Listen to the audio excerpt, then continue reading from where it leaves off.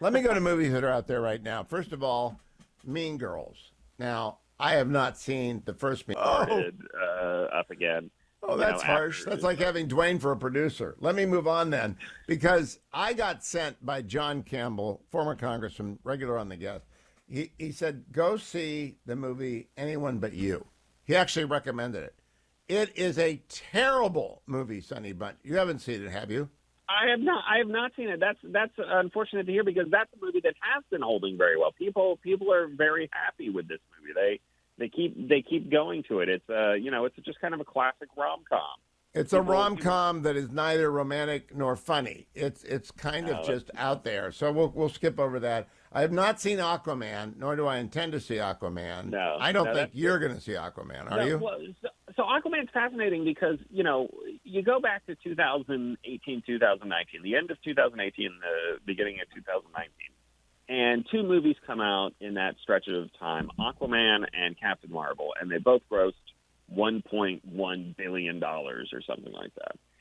And you fast forward to 2023, and you got the Marvels, the sequel to Captain Marvel comes out, and it just dies at the bombs. I mean, it grosses, $200-something million worldwide. And then Aquaman and the Lost Kingdom comes out, and it does better. It's around $400 million worldwide, so it's not dying quite as badly, but it's still an incredibly expensive movie. It's a $200 million movie, Hugh, $250 million movie. They did tons of reshoots on this one. They delayed it for release for I don't know, 18 months, 2 years.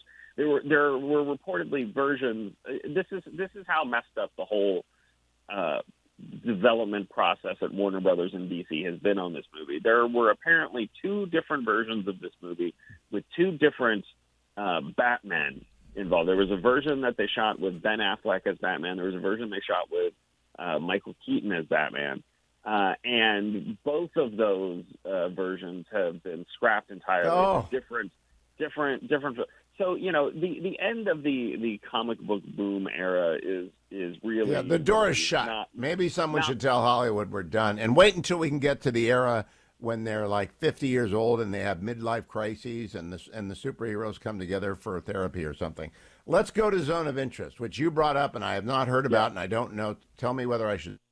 All right, so the Zone of Interest is the camp, and it's all about making a break for it, and that's what this movie is. The movie is about not showing the actual horror. So it's not Shoah and it's not Schindler's List. It's sort of what's off screen on both of those movies. And the question is, the International Court of Justice is going to rule on genocide next hour, Sonny. So it's an interesting juxtaposition. They ought to boot that thing out of there.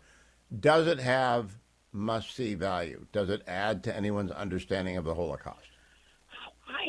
I wrestle with this question, Hugh, because I think you have to be knowledgeable of the Holocaust for certain things in it to make sense. For instance, there's a scene where Hess is sitting down with representatives of the company Siemens, who built the crematoria at the camp, and he's walking through the actual design of it with them. And if you don't, have some knowledge of history and, frankly, the fact that Siemens still exists and it's still a going concern, you won't necessarily understand what the scene is about, what it's trying to get across.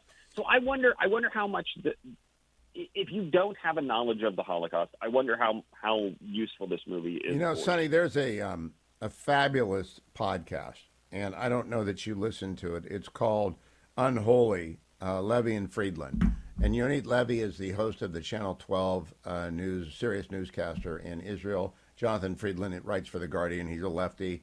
They're both Jews. They've been doing this since 10/7. And they had a conversation yesterday about who should be talking about Holocaust and who should not be talking about Holocaust. I would recommend it to anyone, Unholy, because if you don't know anything about the Holocaust, I'm not sure you should see this movie. And if you know about it, you don't really need to see it, I don't think. Yeah.